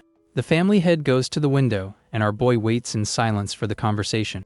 The Count then mentions the area where our protagonist asked to stop the carriage earlier. He explains that for a long time, there have been bad rumors about that structure on the road. Our protagonist then remembers that's where he found the invisibility residue. The Count continues, saying that if concealment magic were involved, it would be a different story. Shocked, our protagonist thinks it can't be what he's imagining right now. With a smile, the old noble praises Arya and says he did very well. Our protagonist thanks him awkwardly while the Count sits down to talk. Silence fills the room, and our protagonist stands waiting for the noble to speak. Count Barton then lets out a sigh, and seems to be thinking about something important. With a smile, he praises Arad's father, saying he raised him very well. The family head then tells our protagonist to sit down, and he thanks him politely. With that, our boy struggles to climb onto the armchair, which is quite large for him. The old noble notices he's tense and asks what's wrong with the boy. Arya explains that he doesn't want to act rudely and tarnish his father's reputation.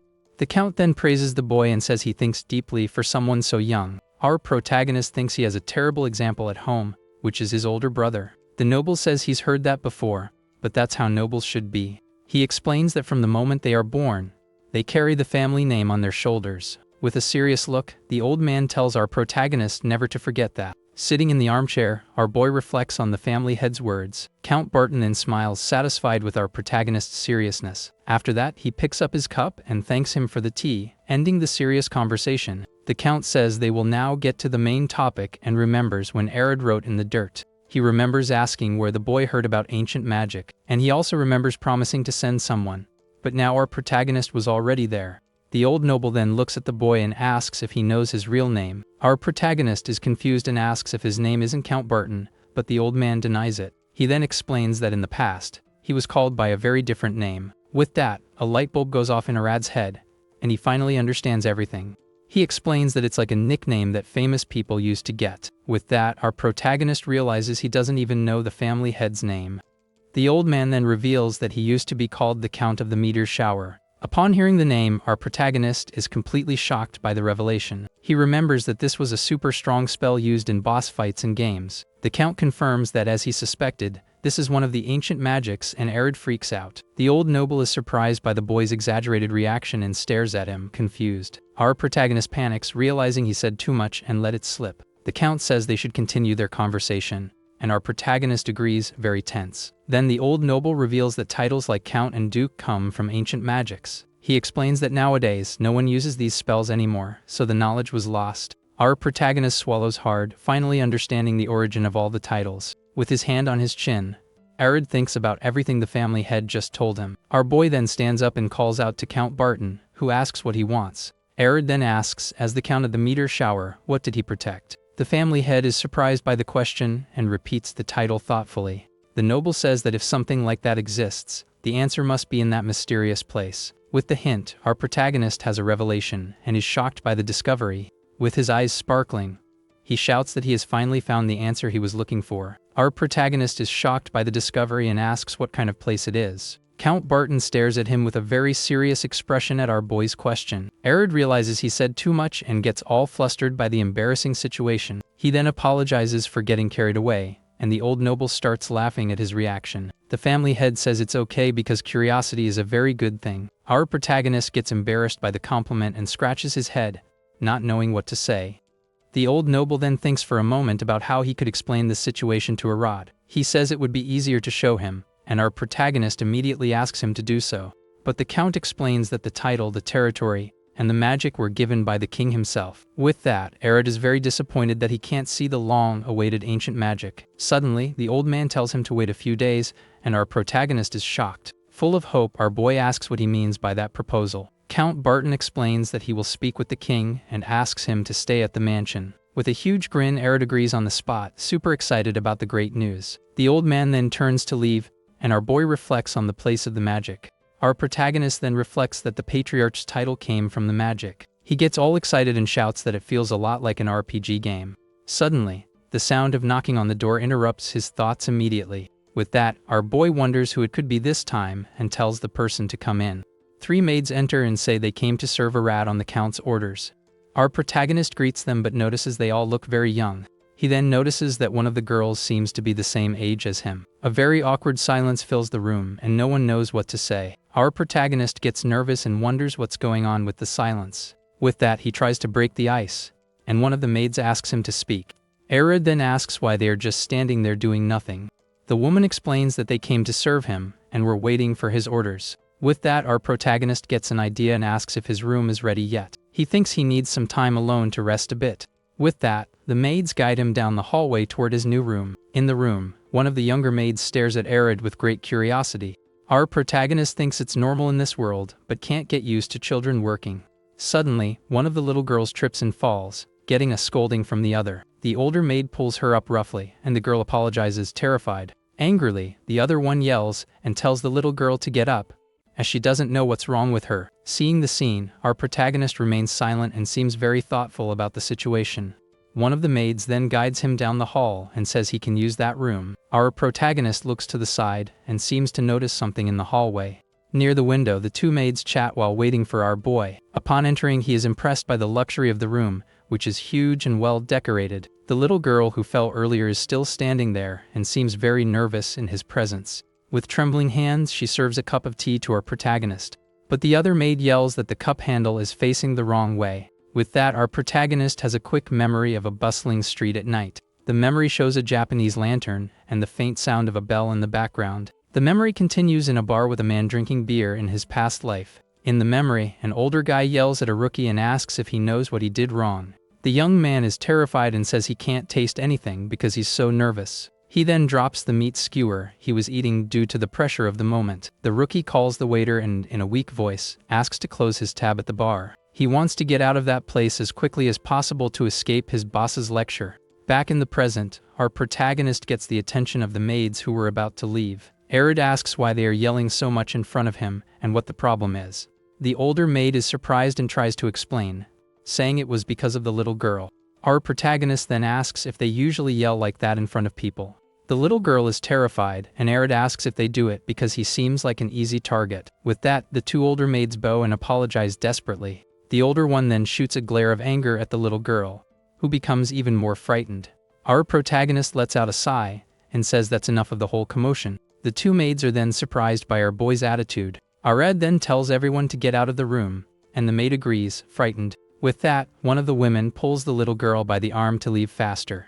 But our protagonist asks the little girl who fell earlier to stay there with him. The other 2 maids look back, not understanding our boy's order. He then asks if they have any complaints about what he just requested. Frightened, the 2 deny it and run out of the room, desperately asking for leave. The door closes and our protagonist sits on the bed, letting out a long sigh.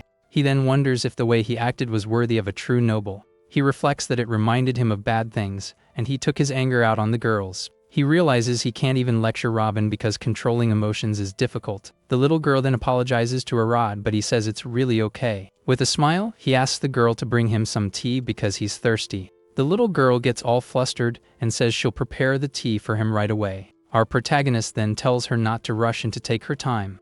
With a smile, he says that if it's a mistake that can be fixed, you just have to try again. The little girl is speechless at the advice and stares at our protagonist in silence. With newfound hope, she finally nods in agreement and replies yes. Arya then asks if she started working there recently, and the girl confirms it. He remembers how starting in a new place is always difficult from his past life.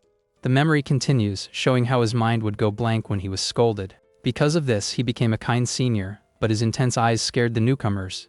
The little girl is confused, and our protagonist laughs, saying he was just talking to himself. A while later, the girl returns and serves him a cup of tea and a tart. He compliments her and says that a rookie's goal isn't to avoid making mistakes. Our protagonist explains that the important thing is to learn the job properly. The girl remains quiet and watches him with a confused expression on her face. She then asks why he's being so kind to her. Eating his tart, our protagonist asks if she's cheered up a bit. He then hopes she'll make fewer mistakes out of nervousness from now on. The next morning, the sun rises and illuminates the huge main family mansion. Arya wakes up complaining of a backache because the soft bed is very uncomfortable. With that, he gets up and stumbles toward his room's window. Our protagonist then peeks through the window to see what's happening outside. Outside, several maids are whispering and wondering what's going on. The women see him and say good morning, telling him they've already prepared new clothes for him. Our protagonist then asks what happened, as it's very noisy outside. A maid apologizes for the noise and talks about the little girl who attended to him. With that, Arad's jaw drops, completely surprised by the news he just heard.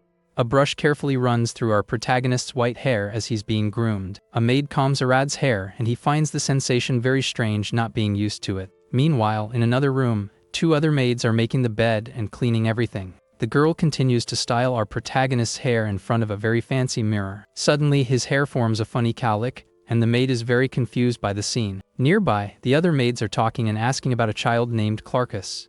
Our protagonist asks if this person is still at the church, but they say she has already returned. With that, he wonders what magic the so-called Clarkus managed to receive from the oracle. With a smile, he says the child is hardworking, so she will certainly make good use of the new magic. But the green-haired maid gets angry and says the magic must be as slow as the girl. The other maid immediately covers her mouth and scolds her for her rude attitude. Then we see the little girl Arya helped earlier, along with the green-haired maid.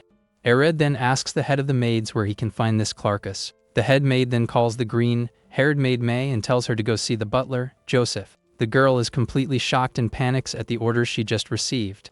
With a serious expression, the head of the maids tells the girl to go now without complaining. All embarrassed, May agrees and obeys the order she received from her superior. With that, the girl runs out of the room to find the butler Joseph as instructed. Our protagonist then asks if Joseph is the butler who came to pick him up earlier. He then asks if the butler is scary, and the other little girl starts to tremble with fear.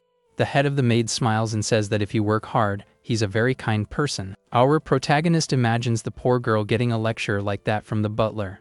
With that, the maid calls Arya for them to go to the mansion's courtyard right now. And so, our protagonist and the two maids walk down the long hallway of the mansion. Along the way, our protagonist leans against the window to see what's outside. Outside, we see the courtyard of the huge mansion with a very beautiful blue sky. From the window, they observe a group of people gathered in the mansion's grassy courtyard. Outside, a group of people is gathered around a little girl with blonde hair. The blonde girl looks very nervous and clasps her hands with a fearful expression on her face. Curious, our protagonist walks towards the group to see what's going on up close. Suddenly, a black-haired guy appears and calls our protagonist over to talk.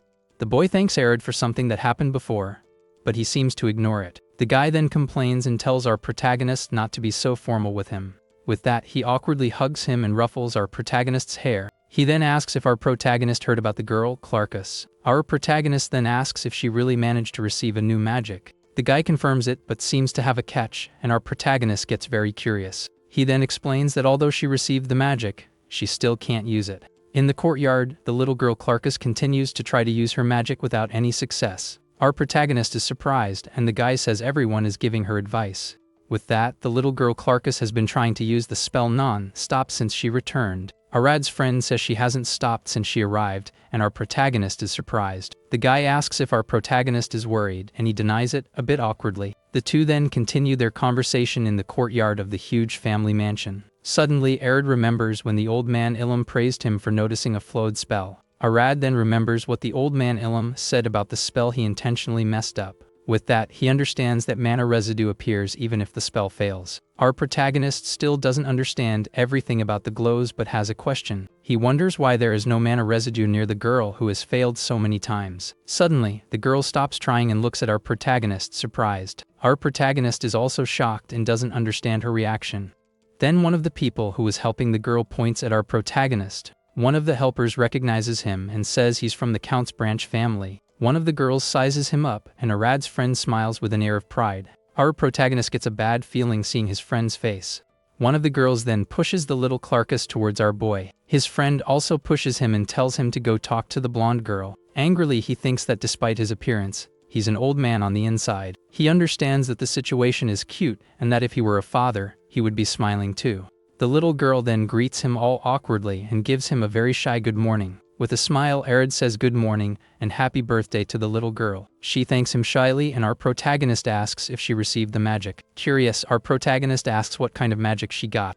The little girl Clarkus gets all nervous and doesn't know how to answer his question. With sparkling eyes, he says he also wants to see little Clarkus's magic. The girl falls silent and seems very uncomfortable with our boy's request. She then says she hasn't been able to use it yet and is ashamed to fail in front of him. Our protagonist understands the situation and says he gets what's happening. He then asks if she pretended to use magic for fear of failing, and the girl is shocked. She is surprised, and Arad says he knew because there was no mana residue there. With that, he says it's okay to try again, and the girl doesn't understand anything.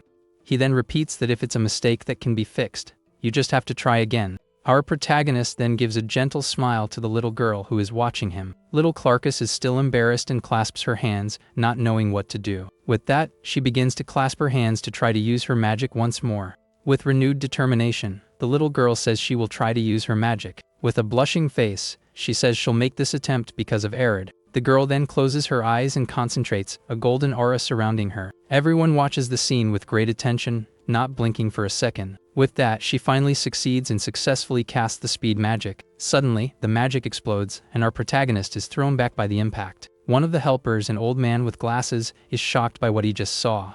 The magic worked, and everyone is amazed by the golden glows in the air. With that, our protagonist is enveloped by the mana residue of the new magic. With that, our protagonist reflects on his past life and his love for RPG games. He explains that he always paid more attention to support mages who use buff spells. These spells strengthen allies and are essential for fighting powerful bosses. He thinks that ignoring these spells is not understanding the basics of how an RPG works. Back in the present, the little girl Clarkus asks Arad how he's feeling. Our protagonist says he doesn't see any change and deduces it's a healing or buff spell. With that, he turns to the girl and asks for the name of the spell she used on him. All shy, the little girl replies that the name is Haste, and he is surprised. So, to test the spell, our protagonist starts running around the courtyard to see the effect. But he doesn't feel any difference and wonders if the magic doesn't actually make him faster. Our protagonist then raises his hand and seems to have an idea to test the new spell. Without a second thought, he decides to use his fire magic to test his new crazy theory. With a shout, he launches a fireball with all his might to see what the new magic really does. All the people in the courtyard are shocked by our boy's actions. Arad's friend is left speechless and doesn't understand what he's trying to do with the magic. The little girl, Clarkus, is shocked and doesn't understand a thing about what just happened. With that, our protagonist compliments her and says her magic is truly incredible. The girl gets all flustered and says he's completely mistaken about the spell. He then explains that speed buffs are super important in game battles. That's why he says her magic is one of the most important, and the girl is shocked. The little girl gets embarrassed and says that for someone like her, it's no big deal. But Arad's friend interrupts her and says our protagonist is right about the spell. He explains that her magic will be very important for the mages in the backline. The young man even says that if she tells the Count, her salary will increase 50 times over. With a smile, our protagonist gives a thumbs up to the little girl, Clarkus. With that, the girl gets all happy and blushy from the compliments she just received. Nearby, two people comment on how they are seeing many young mages that year. Suddenly, his friend calls Arad and points to someone far away in the courtyard. In the distance, our protagonist sees two maids and a very familiar red-haired little girl. It was the little girl Arya, who is glaring at our protagonist with a very angry expression. Our protagonist then recognizes the little girl and calls her name in surprise. With a forced smile, the little girl Arya greets him in a very formal way. All awkward, our protagonist replies and asks if she has been well. The girl then explains that she came to bring something to the Count on her grandfather's orders. With an air of pride, she confirms that she came to the mansion just for a message. Our protagonist then jokes and says he thought she came to see him. With that, he continues the teasing, and the girl starts to tremble with embarrassment. Suddenly, she turns bright red, and our protagonist is startled by her reaction. The little girl then changes the subject and asks who the blonde girl nearby is. He explains that she's a maid who received her magic today, and she is surprised. The red-haired girl then looks to the side and seems to understand the whole situation. With that, Arya approaches and asks for the girl's name, who introduces herself as Clarkus. All nervous, Clarkus says the noble lady spoke to her first and gets super emotional. The maid then reveals that she saw Arya at the party and was impressed by the noble. She says she found her beautiful and super nice, leaving the other completely speechless. The red-haired girl gets emotional, and our protagonist watches the scene, not understanding anything. With that, he suggests they all practice magic together to help each other out. The two girls are surprised by the idea and ask if everyone is supposed to train. He explains that if Arya shows them how it's done, it will greatly help little Clarkus learn. With that, the little maid looks at the noble with her eyes sparkling with admiration.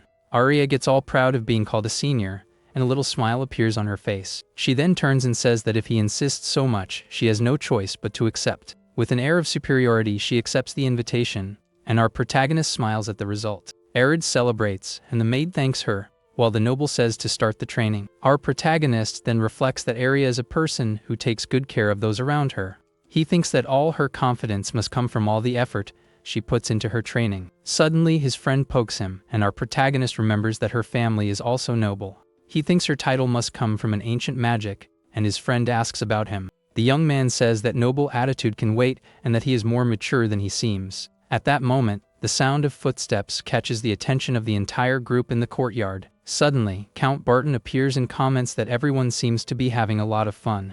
With that, everyone in the courtyard bows and greets the head of the family with great respect. The two little girls stand still, a bit nervous at the old noble's arrival. The Count then turns to Clarkus and tells her to keep working hard, and the girl agrees. After that, the old noble calls our protagonist, who answers immediately, very attentive. With a very serious look, the family head stares at our boy and tells him to get ready. The old man then breaks into a huge grin and announces that permission has finally been granted. Our protagonist's jaw drops, completely shocked by the news he just received. The scene then changes to show a luxurious carriage traveling down a forest road. Inside the vehicle, our boy and Arya travel with the Count, who talks about ancient magic. Our protagonist wonders if Arya could go, since the place requires the king's permission. He then looks at the family head, waiting for an answer to his question. With a very calm smile, the old noble tells the boy that it's all right. He explains that he knows her grandfather and that he also has things to protect, and Arya is confused. The family head then asks Arya to tell our protagonist her family's title. The little girl Arya agrees and reveals that her family's title is Manhwa. Our protagonist then repeats the name and becomes thoughtful about the girl's revelation. From the name, he understands right away that it's a spell to restore mage's mana. He then remembers that in games, recovering mana is super difficult and sometimes impossible. With that, it clicks, and he realizes the magic was rare because it was an ancient magic. The scene then changes and we return to the courtyard of the huge main family mansion. There, we see Clarkus talking with another maid about continuing her training. The little girl thanks her for the concern and seems much more confident than before. Suddenly, a black blur flies through the courtyard, catching everyone's attention. It was little Clarkus, who was training her new speed magic with all her might. She remembers Arya and Arya's advice and continues to work much harder. With that, she thinks of our protagonist and gets all blushy and flustered on the spot. Suddenly, her eyes look strange and a dark aura emanates from her body. Unable to control herself, the little girl loses her balance and suddenly falls to the ground. The scene then changes to a carriage traveling through a large, rocky canyon. Inside the vehicle, a driver with a helmet guides two large, furry animals. The carriage continues its journey, and Count Barton gets Arya's attention. The old noble then asks our protagonist to explain to Arya what a title is. With that, the three continue their conversation with very different expressions on each of their faces. Our protagonist then asks if her family's title is Manhwa, and she confirms it. With a smile, the little girl says she knows his title is Count of the Meteor's Shower. Arya then reveals that the title's name is actually the name of an ancient magic. He explains that it's an incredible magic, but unfortunately it no longer exists today. The family head asks Arya if the explanation he gave is good enough. With a smile, the count says his explanation was more than enough. The little girl gets super curious and wonders if ancient magic is an incredible magic. The noble then confirms that their destination is a place connected to the meteor shower. Arya gets excited and wonders if her family has a place like that, and Arya reflects on it. The count thinks that people see magic as something divine, and therefore don't question it. Our protagonist then reflects that this idea of going to a place to gain magic is a video game nerd thing. This reminds him of when he found the fragment of the ancient magic, raised dead. With that in mind, he calls out to Count Barton, who asks what the boy wants to know. Arya then asks directly if the old noble knows the magic raised dead. The family head gets a very serious expression upon hearing the name of that magic. He then reveals that raised dead is actually the name of a duke's title. Our protagonist understands that a duke is superior to a count and asks if the magic has a place. The noble explains that a duchy unites several counties, so there is no single territory for the magic. With the explanation, Arya becomes thoughtful, now understanding that there is no specific place. But he wonders why a fragment of that magic was in that forest. Suddenly, the little girl Arya lets out a scream and gets everyone's attention in the carriage. Count Barton turns to her and asks what happened for her to scream like that. All excited, she says the conversation reminded her that she learned a new technique. The little girl then remembers that's why she had gone there, but had forgotten. Arya teases her, asking if she wasn't just there for a message, and the girl freaks out. With that, Arya asks the count for permission to show her new technique while pushing Arya away. The old noble agrees with a smile and suggests they take a short break right there. So the carriage stops near a river so everyone can rest a bit from the journey. The animals drink water, and the drivers take the opportunity to check the map. Near the water, the little girl prepares to show her magic while the others watch. Sitting nearby, our protagonist seems a bit bored, waiting for the demonstration. The little girl clasps her hands and tries to create a fire magic that looks very unstable. Suddenly, the magic explodes in her hands, and the little girl lets out a startled scream. The count comments that it seems to be a difficult technique, and Arya asks if she's okay. Our protagonist warns her that she's going to run out of mana, as it's her 10th attempt. But the little girl tells him not to worry, because she will definitely succeed this time. With that, she concentrates once more, and the fire magic begins to form again. The flame in her hands gets bigger and more intense, showing that it will work this time. Finally, she succeeds and successfully creates a small firebird in her hands. The count and our protagonist are left speechless by the firebird she created. Our protagonist thinks that's incredible, as no one would think of giving shape to fire. He wonders if her child's imagination made this possible, but he understands that even with the idea, the effort to control the magic is enormous. With that, our protagonist compliments her and says he's very impressed with her achievement. The little girl is all proud and happy with the compliment she just received. The count also praises her and says her grandfather must have been moved by the technique. But the little girl and the old noble seem a bit confused by the comment. All embarrassed, Arya reveals that she hasn't shown her new skill to her grandfather yet. The count and our protagonist look at each other, understanding the girl's situation. The old noble starts laughing and ruffles Arya's hair, who complains about the mood. Then our protagonist asks Arya if she can also make the bird fly. With a smile, the little girl replies that she can definitely do that. She then launches the firebird, which flies high into the sky at great speed. The firebird soars higher and higher, shining intensely in the sky. Suddenly, the bird explodes into a large fireball in the middle of the field. With a smile, the little girl is super proud of having created her bird. Our protagonist and the count are left speechless and applaud the incredible demonstration. But the old noble says the power is low, and the girl is a bit disappointed. Then Arya says he thinks her magic is great just the way it is. He explains that a firebird would give any enemy a much bigger scare. At the compliment, the little girl turns bright red and gets flustered with puffed cheeks. After that, our protagonist approaches to analyze the damage from the magic. He notices the magic only burned the grass and thinks it wouldn't be useful in a fight. Suddenly it clicks, and he realizes his way of thinking is all wrong. He gets annoyed for judging things only by their appearance or destructive power. With that, he understands that if he remains stuck in his common sense, he won't be able to evolve. The little girl Arya is a great example of this, and she is confused by his reaction. Our protagonist then turns and asks the girl to teach him the spell she used. With a smile, she agrees on the spot but warns that it won't be easy to learn. The scene then changes, and one of the animals pulling the carriage seems to notice something strange. With that, the group continues their break by the river as the magic lesson begins. The little girl explains to him to imagine sand in his hand, and our protagonist agrees to try. He then prepares to start off easy but ends up unleashing a giant fire explosion. Everyone is left speechless by the absurd power our protagonist just showed. In the midst of the flames, Arya is a bit confused by the intensity of his own attack. He scratches his head and thinks that, as expected, getting it right on the first try is much harder. With that, Arya says he needs to train more, and the Count encourages him to keep improving.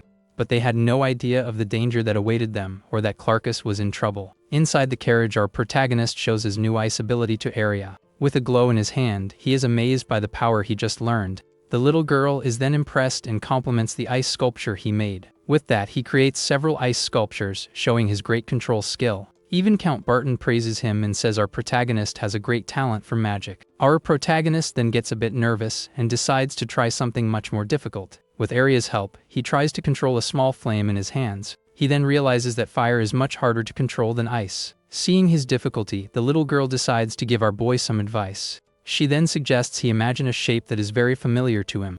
Arya explains that's how she learned to control her own fire magic. With the tip, our protagonist finally understands what he needs to do to succeed. He then remembers origami and how to fold a paper bird step by step. Suddenly, our boy has an idea and Arya asks what happened to him. With a smile, he says he had a great idea and is going to try a new method. With that, he wonders what if he used the invisibility magic he learned. The screen explains that Arya's firebird is good in form but bad in control. So his plan is to make a normal fireball and use invisibility to give it shape. He remembers he was already planning to test invisibility with the fireball anyway. Our protagonist thinks it's a shortcut, but that it should work without problems. With a determined look, he prepares to use 2 spells at the same time. He then decides to use the fireball in his right hand and invisibility in his left. Seeing the scene, the little girl Arya's eyes fill with tears of concern. Suddenly, our protagonist faints and falls into the girl's lap, who screams his name. He wakes up a bit dizzy and asks what happened and why Arya is there. With his hand on his head, our protagonist feels a very strong pain and is confused. He continues to groan in pain while the little girl watches him, very worried. The boy asks what happened, and Arya shouts that he fainted out of nowhere. Our protagonist is completely shocked to learn that he suddenly fainted. The Count then explains that he pushed himself too hard and ran out of mana completely. Count Barton explains that exhaustion happens when you spend too much mana. With a serious look, he warns Arya to be careful because it's linked to one's life force. The little girl is very scared by the warning and nods her head in silence. The old noble gives the same advice to Arya, who apologizes for worrying them. Under the blanket, our protagonist clasps his hands and thinks about the situation. He wonders if he fainted just because he used 2 spells at the same time. Arya is unsure if he didn't have enough mana or if it's just not possible to do that. If that's the case, his perfect plan goes down the drain, and he starts to freak out. But the Count interrupts him and says that despite fainting, what he did was splendid. The old man reveals that he saw a magnificent firebird before our protagonist blacked out. Hearing that, our protagonist's eyes sparkle, and a huge grin appears on his face. With a sigh of relief, he celebrates because his perfect plan worked in the end. Count Barton then calls him and warns him never to push his body like that again. With that, Arya holds his hands to keep him still, and Arya agrees with the old man. Our protagonist thinks that mana exhaustion is terrifying, and the carriage continues on. The carriage continues its journey through a huge and very empty desert. In the distance, they spot 2 stone structures that look like a giant gate. Then they arrive at an incredible place with a blue lake in the middle of the desert. The place is surrounded by rocks and looks like a hidden oasis in the middle of nowhere. A wooden bridge leads to a small island in the center of the blue lake. With that, the carriage stops, and the group finally reaches their mysterious destination. The little girl Arya is left speechless and says the place is simply beautiful. Our protagonist is also impressed by the blue lake in that desert. The lake water shines intensely with the sunlight, looking magical. Arya asks if that is the place of the meteor shower, and the noble confirms it. Count Barton points and says the exact location is the small island in the lake. With his hand on his forehead, our protagonist tries to get a better view of the distant island. Arya then calls for them to go, and our boy agrees, super excited. Without a second thought, our protagonist runs across the bridge to the island. The Count and the little girl then follow him to the magic temple that awaits them. Our protagonist is super excited and wonders what's on the island. With a smile, Count Barton says it's not what he's thinking. The old noble explains that it's just a small, overgrown island with nothing on it. Our protagonist is a bit disappointed with the island, which seems quite ordinary. He then wonders if there's really nothing there, being a place of ancient magic. With a serious look, he is convinced that something is hidden there. Suddenly, Arya lets out a scream, and Count Barton asks what happened to her. The little girl points and says she thought she saw one of the statues move just now. Our protagonist is confused and asks if the statue really moved. She then points to the side and tells him to look in that direction carefully. Suddenly, one of the statues starts to crack, and its eyes glow intensely. With that, the giant statue begins to rise, and the group is shocked by the scene. The stone statue continues to move, preparing to attack the group. Its yellow eyes glow with a sinister and very powerful light. Without a second thought, the stone monster attacks Count Barton with full force. Count Barton defends himself from the attack and wonders what the heck that is. With a sinister look, the stone monster faces the group, ready to attack. Terrified, the little girl Arya screams that it's definitely magic. Then a shadowy figure with yellow lines appears in front of everyone. With wide eyes, the girl notices something shocking coming from the sky. She then screams and warns everyone that something is coming from above. In the sky, a huge circle of fire descends rapidly toward them. With that, the family head protects the little girl from the imminent attack. Alone, our protagonist stands still, observing everything with great attention. With wide eyes, Arya can't believe what is happening. A gigantic fireball descends from the sky and causes a devastating explosion on the site. Our protagonist is completely shocked and terrified by what is happening. With that, Count Barton desperately shouts for everyone to flee as quickly as possible. Then the old noble pulls Arya by the arm and tells him to start running to save himself. Suddenly, a giant fire axe descends, and the Count runs to save the little girl Arya. The girl is startled by the attack and ends up tripping and falling,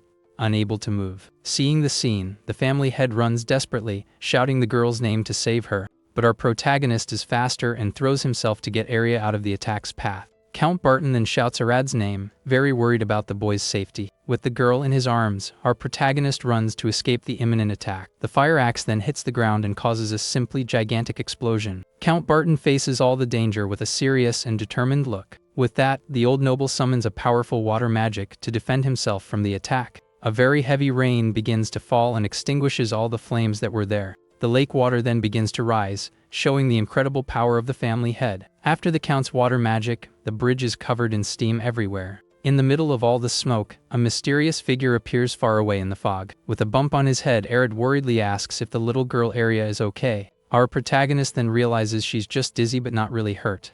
Count Barton approaches them and asks our boy if he's okay. Arya replies yes and asks how the old noble is after the commotion. The family head says he's unharmed, but his expression seems very thoughtful. Our protagonist then looks ahead with a serious look, analyzing the whole situation. The stone statues that attacked before are now standing still with their eyes glowing. The noble says they used meteor shower, and the little girl observes everything. The old man says he's never heard of that, and that the bridge had also been attacked. But he notices the bridge is intact while the family's pavilion has turned to dust. With that, Count Barton is certain that the bridge must hide some secret. He then says it's not worth rebuilding the pavilion, and our boy listens. The question that remains is whether the bridge and the statues are linked to that ancient magic. With that, Count Barton seems to understand the situation, and our protagonist is confused. The old noble explains that the reason the bridge had that curve intrigued him. Our protagonist then agrees and thinks the bridge was built in a weird way. The noble mentions theories about defense against undead monsters, and Arya is shocked. He explains that since nothing ever happened, there was no way to know the real reason. The family head then concludes that the place was a trap from the beginning. Our protagonist thinks it makes sense, as no one would cross with meters falling. A bridge that is difficult to cross is already a great defense wall in itself. Count Barton then says they need to go back and investigate the land again. Our protagonist immediately agrees with the family head's decision. The old noble says they can't guarantee the island's safety and must return soon. He adds that they can't risk children and that fleeing is the priority. With that, the old noble places his hand on Arya's head in a gesture of trust. The family head then looks at the boy and asks if he can protect Arya. Our protagonist is completely shocked by the old noble's sudden request. The old noble asks if, as a man, it's not his duty to protect a lady, and Arya agrees. With a smile, Count Barton says that was a great answer from the boy. He then explains that he couldn't face his friend if his granddaughter got hurt. Our protagonist is confused because the priority now should be to escape. The family head then says he's counting on Arya to take care of Arya. Before he could ask what that meant, the Count grabs them both tightly. Not understanding anything, our protagonist screams in surprise as he is turned upside down. With a leap, the old noble throws the two children far away with all his might. Our protagonist is left speechless, not believing what just happened. The two fly through the sky, and the stone statues watch everything from afar. Suddenly, the statues are pulled into a giant whirlpool in the lake. One of them thinks this is a quick way to cross the lake safely. Our protagonist understands that this way they won't be hit, but is shocked by the action. He then realizes that Count Barton threw himself into the water to save them. With that, the old noble falls into the water with a very loud and strong splash. Arya and Arya are thrown with full force to the other side of the bridge. From below, the Count watches the scene as the little girl flies through the sky. The girl finds it incredible, and our protagonist holds her tightly, but suddenly it hits her, and the little girl starts screaming in pure panic. With that, the two start falling toward the lake full of statues. Our protagonist then shouts for Arya to hold on to him tightly. The little girl clings to him and screams, not understanding the situation at all. Meanwhile, in the water, the statues and the Count continue in the biggest mess. Flying through the air, our protagonist seems to finally understand the old man's plan. He then remembers the noble's words about the duty to protect a lady. It finally dawns on him, and our protagonist understands what he needs to do now. With that, he uses his magic and creates a giant ice ramp to land on. One of the stone statues is shocked by the sudden appearance of the ice. The two land on the ramp and slide to safety as a meteor falls. Count Barton understands that the boy got the idea and left the landing to him. The masked drivers run to the shore and seem very relieved that the commotion is over. The dust finally settles, and the lake water becomes calm again after all the mess. Count Barton arrives with Arya in his arms and asks if they landed with that. Our protagonist celebrates that the plan worked, and the little girl finds it all incredible. He then says that Arya's firebird is much more incredible than his ice slide. The old noble comments that if he hadn't been there, they would have had to cross the dangerous bridge. Our protagonist is impressed by the Count's strength and thinks he's no ordinary person. Arya thanks the old man and wonders if he can also use magic to fight. But Count Barton says he's the one who should be thanking our protagonist for protecting Arya. With sparkling eyes, the little girl Arya looks at our protagonist, full of gratitude. The old man says the exercise exhausted him, and Arya is shocked by his calmness. The little girl then holds Arya's hand, and everyone seems calmer after the scare. The family head is impressed and comments that our boy has already recovered all his mana. He reveals that he planned to catch them both, but Arya's trick surprised him quite a bit. Our protagonist finally understands that the plan was for Count Barton to catch them in the air. With a smile, Count Barton says he's very happy that everyone is safe.